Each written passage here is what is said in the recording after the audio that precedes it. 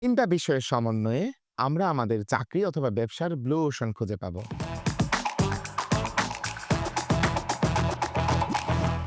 ১ number low cost, ২ number differentiated value অথবা different segment, ৩ number high value. Value কি?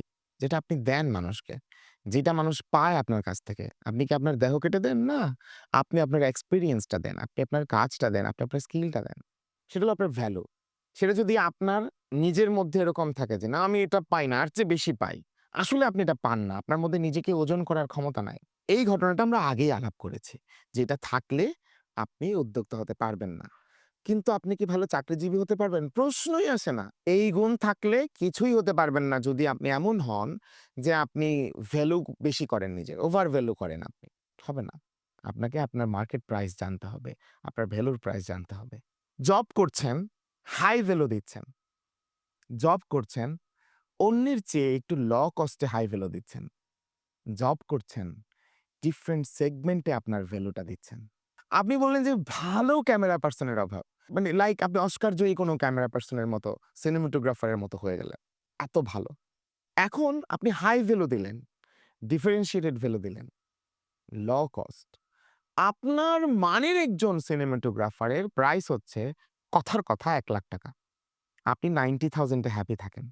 So you are in the blue ocean. উদ্যোক্তার ক্ষেত্রে একই কথা। Observation পাওয়ার আপনার অনেক স্ট্রং। আপনি এমন একটা সেগমেন্ট বের করে ফেলেছেন, যেটা কেউ টাচ করছে না। করলেও অ্যাপ্রোপ্রিয়েট ওয়েতে করছে না। আপনি সেই সেগমেন্ট টাচ করলেন। অথবা একটা আপনি সবাই বাড়ি বানায়, আপনিও বাড়ি বানান, আমার মতো।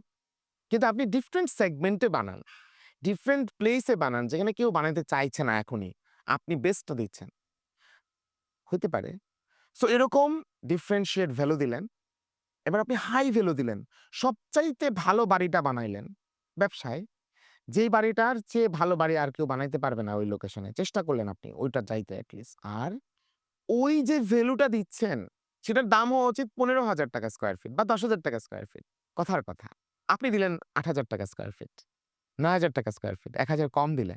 প্রফিট কম করে আরো বেশি ব্লু ওশান এ এন্টার করলেন। তাহলে এই ব্লু ওশানটা কি? ব্লু ওশান হচ্ছে এমন একটা ওশান, যেখানে কোনো যুদ্ধ নাই, রক্তারক্তি নাই। রক্তে লাল হয়ে যায়নি যে সাগর, এটাই হলো ব্লু ওশান, রেড ওশান না। So job or business, you have to decide your way very sharply, smartly, detail oriented and speedy.